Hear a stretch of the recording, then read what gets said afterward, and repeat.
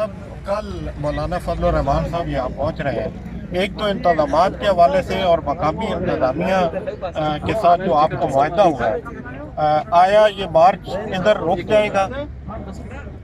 دیکھیے مقامی انتظامیہ سے تو ہماری ضلعی جماعت ڈیل کر رہی ہے اور وہ اب تک تو ٹھیک جا رہے ہیں، لیکن بدقسمتی یہ ہے کہ یہ جو ہمیں اجازت ملی گراؤنڈ بنانے کے لیے وہ بڑی تاخیر سے ملی اور وقت کا بھی اس وقت کم ہے، مجھے نہیں معلوم کہ تمام انتظامات ہو سکیں گے یا نہیں۔ اور دوسری بات یہ ہے کہ لوگوں کا کل سیلاب ہوگا یہاں، پنجاب اور سندھ اور بلوچستان، یہ تو پنجاب کی طرف سے پنڈی سے داخل ہوں گے، اور اسی طرح خیبر پختونخوا، بلوچستان، تمام علاقے پشاور سے آ کے تلرون سے وہ بھی اسلام آباد میں داخل ہوں گے۔ تو اب دیکھنا یہ ہے کہ اس ٹکڑے میں جو ہے وہ لوگ سما سکتے ہیں یا نہیں۔ اس کے ساتھ ساتھ ہمارے ساتھ یہ کشمیر ہائی وے بھی ہے، تو یہ بھی ہم استعمال کر سکتے ہیں کیونکہ لوگ زیادہ ہوں گے اور یہاں جگہ کم ہے، تو اس مجبوری کے پیش نظر یہ ساری سڑک جو ہے وہ ہمارے تحویل میں ہے اور انشاءاللہ استعمال۔ آزادی مارچ کی جو بنیادی ڈیمانڈ ہے وہ وزیر اعظم عمران خان کا کرنا، ان کا استعفیٰ ہے، ان کا استعفیٰ ہے، تو کیا استعفیٰ لینے تک یہ مارچ یہاں پہ موجود رہے گا؟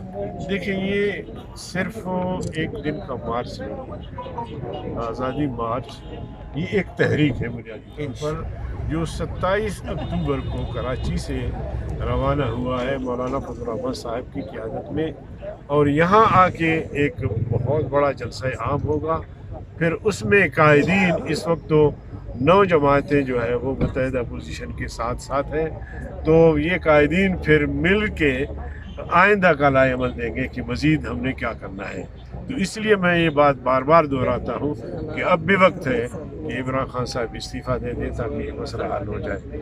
اگر لبنان کا وزیر اعظم احتجاج کے نتیجے میں استعفیٰ دے دیتا ہے، اگر برطانیہ کا وزیر اعظم مڈ ٹرم الیکشن کروا سکتا ہے، تو عمران خان کو کیا مشکل ہے کہ پوری قوم، اکیلے ہم ہوتے جمعیت علماء اسلام والے تو بھی ٹھیک، پوری قوم، تمام سیاسی جماعتیں، تاجر برادری، ٹیچر، ڈاکٹر، زندگی کے جس شعبے سے بھی تعلق رکھتے لوگ، سب کو سب سراپا احتجاج ہے۔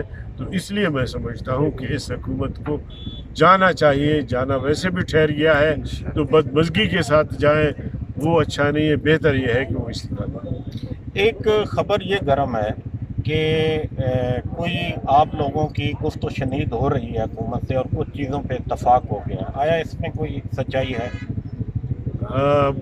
حکومت نے مذاکرات کے لیے کمیٹی تشکیل کی اور سب سے پہلے انہوں نے مجھ سے رابطہ کیا اور انہوں نے ایک موقف اختیار کیا کہ ہم سب سے پہلے جمعیت علماء اسلام سے ملنا چاہتے ہیں اور اس کے بعد تمام اپوزیشن کی جماعتوں سے ملنا چاہتے ہیں۔ تو میں نے کہا کہ میں اس وقت اس پوزیشن میں نہیں ہوں، میں اپنی قیادت سے مشورہ کر کے پھر میں آپ سے بات کرنا چاہوں گا۔ تو چیئرمین سینٹ کو میں نے یہ جواب دیا اور میں نے اپنی قیادت سے بات کی، انہوں نے مجھے اختیار دیا کہ آپ کے ساتھ آئیں۔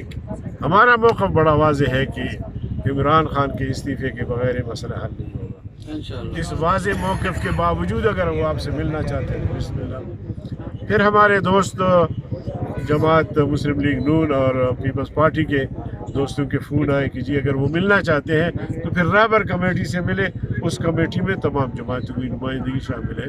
تو میں نے کہا جی ان کا اصرار تھا، لیکن یہ بڑی اچھی تجویز ہے اور ہم سمجھتے ہیں کہ رہبر کمیٹی سے ان کی ملاقاتیں ہوں۔ تو رہبر کمیٹی سے 1-2 ملاقاتیں تو ہوئی ہے، لیکن وہ جلسے کی حد تک کہ جلسہ ہونا چاہیے یا نہیں ہونا چاہیے، تو رہبر کمیٹی یہ مان گیا کہ جی جلسہ ہونا چاہیے، ہم رکاوٹ نہیں ڈالیں گے۔ تو یہ اعلان پرویز خٹک نے کیا، لیکن اس کے باوجود ہمارے قافلے مختلف جگہوں پہ رکاوٹیں ڈالی گئی، بلوچستان میں، خیبر پختونخوا میں پکڑ دھکڑ بھی ہوئی، آپ کے سامنے ہے، لیکن اس کے باوجود ہمارے کارکن، ہماری قیادت پرعزم ہے کہ ہم آزادی مارچ کر کے دم لیں گے۔ حافظ حمداللہ صاحب کے حوالے سے جو نادرہ نے ایک نوٹیفیکیشن جاری کیا اور اس طرح مولانا مفتی کفایت اللہ صاحب کی جو گرفتاری ہے، یہ معاہدے کی آپ اس کو خلاف ورزی تصور کرتے ہیں؟ देखिए, खिलाफ वर्जी तो एक बात की बात है, लेकिन पहले इस बात को देखना है कि ये क्या बचकाना हरकतें करते हैं।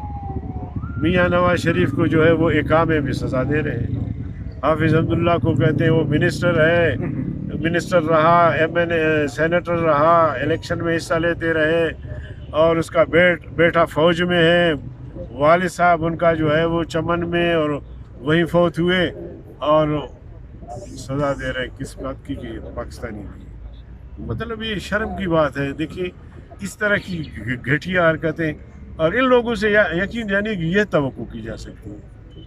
तो आपको इमरान खान साहब ने दावत दी थी कि मैं आपको कंटेनर दूंगा, खाने पीने का इंतज़ाम करूंगा, आप लोग डी चौक आ जाएं, तो उसके मुतबादल फिर जगह पे आप क्यों राज़ी हो गए?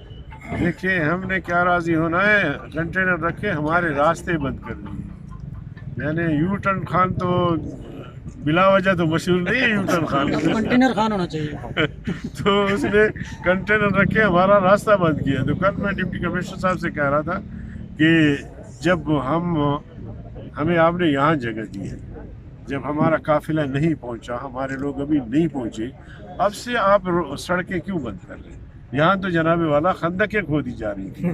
मैंने कहा यार, खंदकें तो मदीने में खोदी गई, तो उनका एक मिनिस्टर ने कहा कि हाँ ये तो सुन्नत है। मैंने कहा सुन्नत है, वहाँ तो मदीने में काफिरों को दाखिल होने से रोका जा रहा था, तो हम क्या इंडिया से आ रहे हैं या इंडिया के फौजी हमारे साथ है? क्या डर है तुम्हें? इतना खौफ यानी कि जिसकी इंतहा नहीं है। तो मैंने कहा ये रोज़ाना मौला फजल रहमान को ख्वाब में देखते हैं, तो एक बार इस्तीफा दे दो तुम्हारी जान छूट जाएगी। ये सिक्योरिटी के हवाले से, चूँकि ये मकाम बड़ा हसास है, चारों तरफ से ओपन है, तो सिक्योरिटी के इंतज़ामात इतने आपके मौजूद हैं? हमारे देखिए, मैं समझ गया। देखिए, बहुत सारी चीज़ें ऐसी हैं कि उस हवाले से हम कुछ कह नहीं सकते, लेकिन हमारा अपना इंतज़ाम अल्हम्दुलिल्लाह, कोई मसला नहीं। Thank you very much. बढ़िया।